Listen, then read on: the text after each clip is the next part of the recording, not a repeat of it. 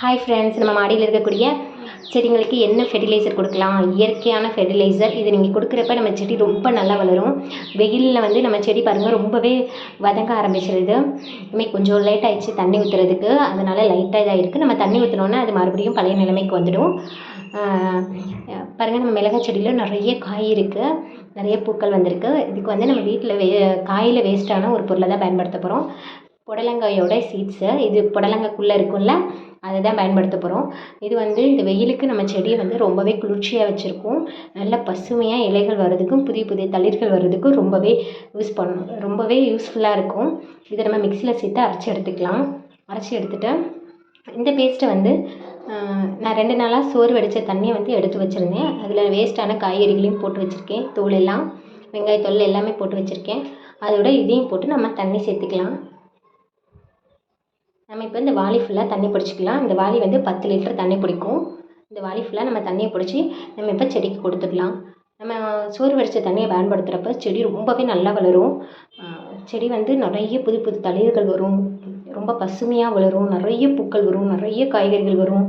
பாருங்கள், நம்ம தக்காளி செடியில் 10 காய்கிட்ட இருக்குது. எல்லாமே நல்லா பெருசு பெருசாக வளர்ந்து வருது, பார்த்தா உங்களுக்கே தெரியும். இதுக்கு வந்து நான் கிச்சனில் வேஸ்ட் ஆகக்கூடிய காய்கறி பழங்கள் இதை தான் வந்து நான் பயன்படுத்துகிறேன். அது எப்படி பயன்படுத்தணும் அப்படிங்கிற வீடியோ உங்களுக்கு ஆல்ரெடி நிறைய அப்லோட் பண்ணியிருக்கேன். போய் பாருங்கள். நீங்கள் போய் பார்க்குறப்ப உங்களுக்கு இன்னும் நிறைய ஐடியாக்கள் வரும். இது மாதிரி நீங்கள் செடிக்கு தண்ணி கொடுக்குறப்ப செடி ரொம்பவே நல்லா வளரும். நீங்கள் காசு கொடுத்து எந்த ஒரு உரத்தையும் நீங்கள் வாங்கி போட வேண்டிய அவசியமே இல்லை. நம்ம கிச்சனில் வேஸ்ட் ஆகக்கூடிய காய்கறி கழிவுகளையும், சோறு வடித்த தண்ணி, அரிசி கழுவின தண்ணி, பருப்பு கழுவின தண்ணி, உளுந்து கழுவின தண்ணி, இதெல்லாம் நம்ம செடிக்கு கொடுக்குறப்ப செடி ரொம்பவே நல்லா வளரும். இது வந்து மல்லிகைப்பூ கட்டிங் வச்சுருக்கேன், பாருங்கள் பூத்திருக்கு. இது ரொம்பவே நல்லா வளருது. ரொம்ப வெயில் அடிக்கிறதுனால எல்லாம் லைட்டாக கீழே இதாக இருக்குது. மற்றபடி ஈவினிங் டைமில் மறுபடியும் பழைய நிலைமைக்கு வந்துடும். பாருங்கள், வெயில் ரொம்ப அடிக்குது. அதனால் நம்ம இது மாதிரி கூலிங்காக இருக்கிற மாதிரி நம்ம செடிக்கு கொடுக்கணும். அப்போ தான் செடி நல்லா வளரும். பாருங்கள், நம்ம ரோஸ் செடியில் எவ்வளோ பூ இருக்குன்னா பார்க்கவே அழகாக இருக்குது. எல்லா செடிக்கும் நம்ம இந்த தண்ணியை கொடுக்கலாம். காய்கறிகள்லேருந்து பழங்கள்லேருந்து பூக்கள் வரைக்கும் எல்லா செடிக்கும் கொடுக்கலாம். எல்லா செடியுமே நல்லா பூக்கும். நீங்கள் நம்ப மாட்டீங்க, அவ்வளோ பூக்கும், அவ்வளோ புது புது தளிர்கள்லாம் வரும்.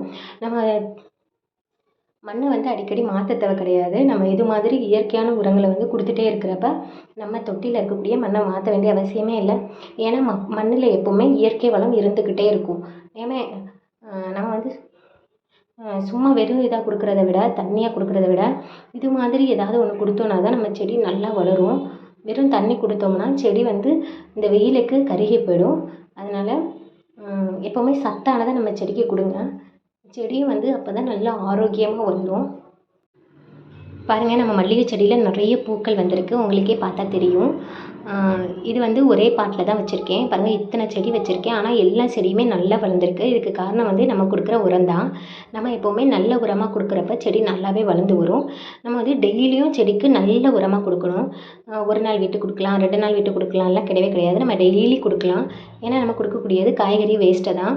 இது வந்து செடிக்கு எந்த ஒரு பாதிப்பையும் ஏற்படுத்தாது. செடி நல்ல ஹெல்த்தியாக வளர்கிறதுக்கு ரொம்பவே யூஸ்ஃபுல்லாக இருக்கும். நமக்கு நிறைய காய்கறிகள் வர்றதுக்கு, நிறைய பழங்கள் வர்றதுக்கு இது ரொம்பவே யூஸ்ஃபுல்லாக இருக்கும். நீங்கள் இதை கன்ஃபார்மாக ட்ரை பண்ணுங்கள். நீங்கள் ட்ரை பண்ணுறப்போ உங்களுக்கே நல்ல ரிசல்ட் தெரியும். நீங்களே மறுபடியும் அது மாதிரி யூஸ் பண்ண ஆரம்பிச்சிடுவீங்க. நம்ம செடிகளை நல்லா வளர்க்குறதுக்கு அது கூட நம்ம பேசணும். நம்ம பேசுகிறப்ப செடி கூட நம்ம கூட பேசும். அவ்வளோக்குள்ள நம்ம அது கூட அன்பாக இருக்கணும். அப்போ தான் நம்ம செடி நல்லா வளரும்.